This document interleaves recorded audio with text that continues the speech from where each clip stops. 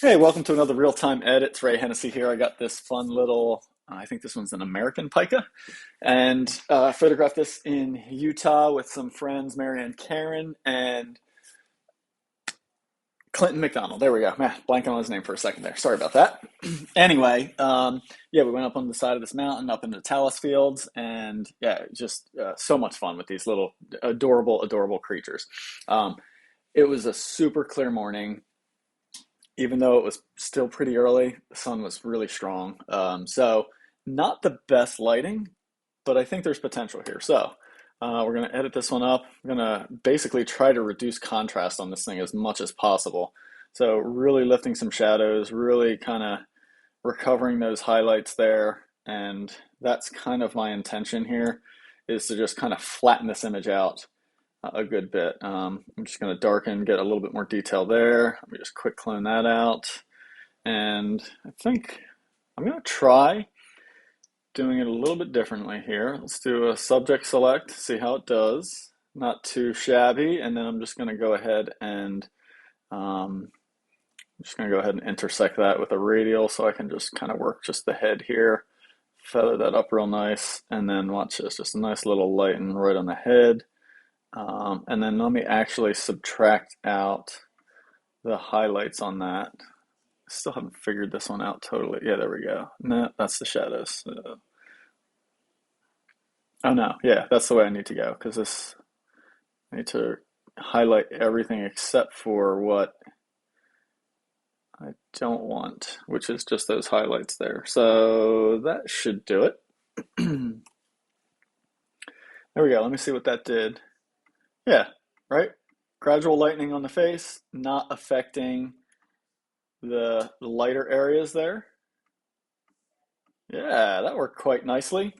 So it can be done in Lightroom. That being said, I could have just done that in probably even less time in Photoshop. So that's why I still just do almost everything in Photoshop. But it is nice that you can play around in Lightroom and get much closer to some of the results that you used to, for me, kind of have to go to Photoshop for, you know? So now it's not so much a requirement as it is just for me, a convenience, right?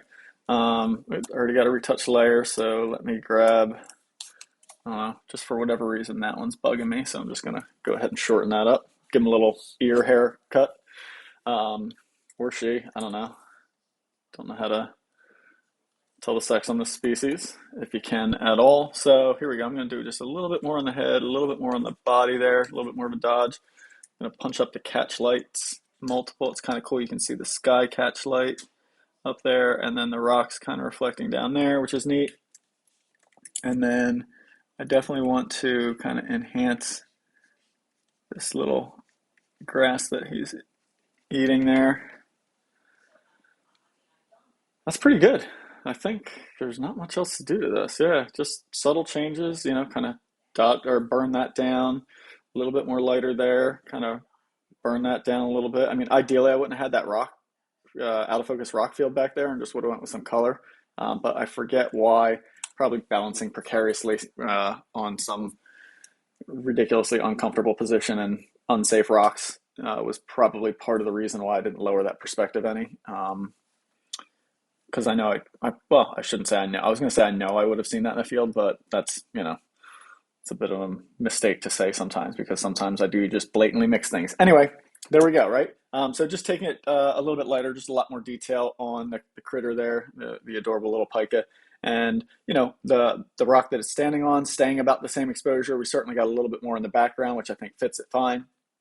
But I still am very happy with this exposure because if I had exposed the subject, the shadow side of the pica more like this originally, this background, these highlights right here would probably be completely blown. Probably so much of this light white rock would be completely blown and not come back. And so I wouldn't be able to get that detail back. And I shot this at a really low ISO. And so, yeah, this tends to be the kind of exposure that I personally like to go for all the time is just expose darker, expose for the highlights, and then just kind of edit in that way. All right. So thanks so much for watching. If you're interested in learning more about how I do all these things that I do in these real-time edit videos, head on over to rayhennessy.com and go over to workshops, check out the online workshops. And you can sign up for any one of these options. Just read through them, see what's a good fit for you. I got a lot of stuff. Everything can be done remotely. That's obviously on the online workshops. And mentorships are great to work with me on an ongoing basis. Online remote sessions just for some one offs, or you can check out either of these courses and just do them on your own free time. I do have some workshops available in person to come out and shoot with me, though.